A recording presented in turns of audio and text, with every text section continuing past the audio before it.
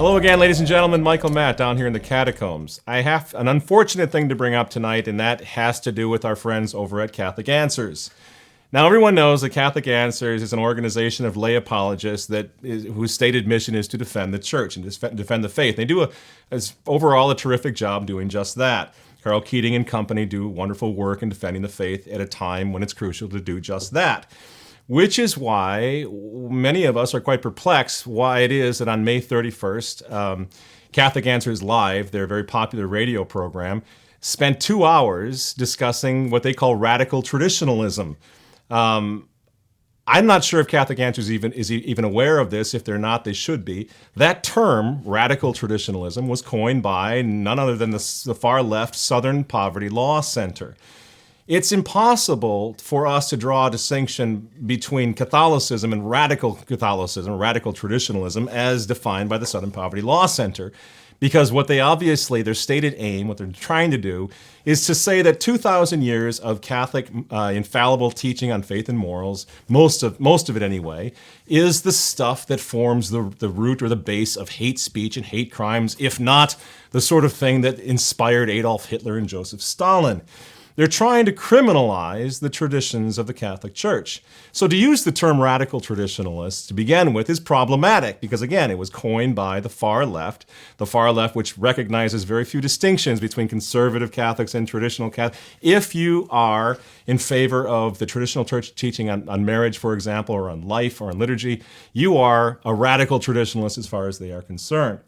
So that Catholic Answers didn't realize this or went ahead anyway and then came off appearing to be carrying water for the left is exceedingly problematic. Now, host Patrick Coffin, I'm sure, would not agree with me, nor would his guest Tim Staples. And perhaps then they didn't realize what they've done by using this term radical traditionalist, but that is the end result. I'm not sure what the point and purpose of the program was. It seemed to be that their main target was the Society of St. Pius X. Now, I'm not a Society of St. Pius X adherent. I go to a diocesan-approved traditional Latin Mass. I'm not a spokesman for the Society of St. Pius X.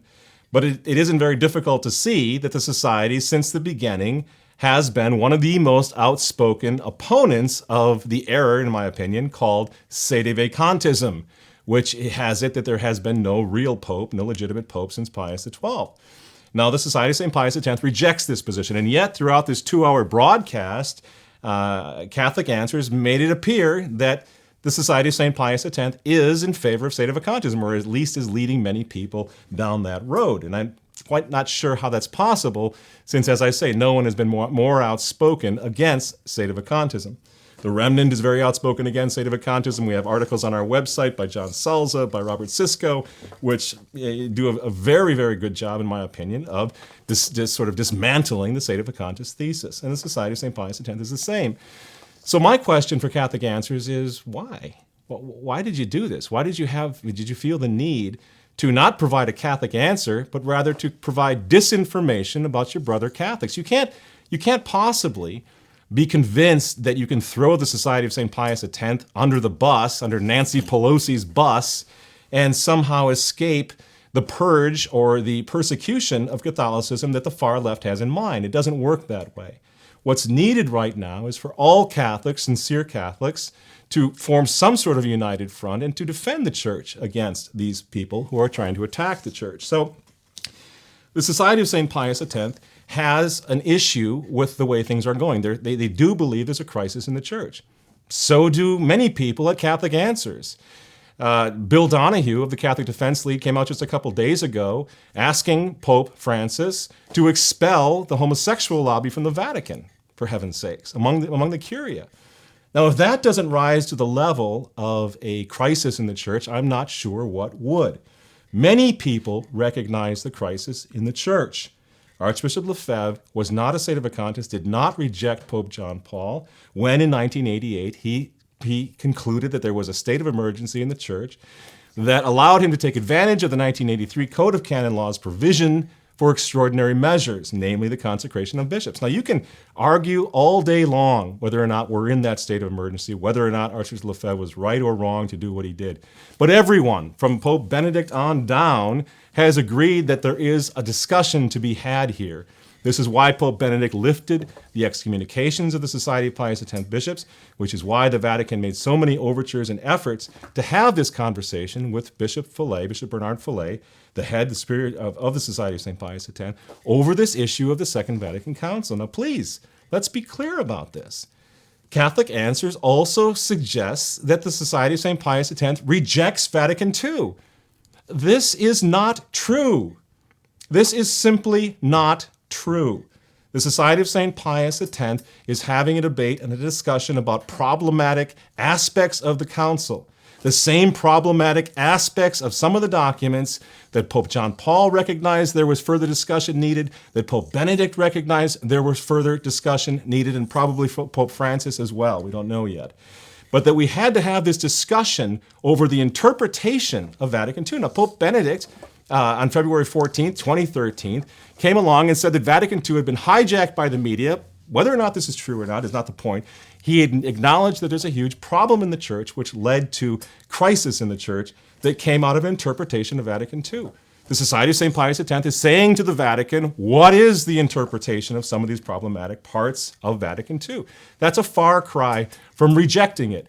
So on several levels here, in my opinion, as an outside observer, Catholic Answers has an explanation to make. In Christian charity, they have to allow the Society of St. Pius X to make its case and not just set up a straw man, caricature the case. This is a violation of charity.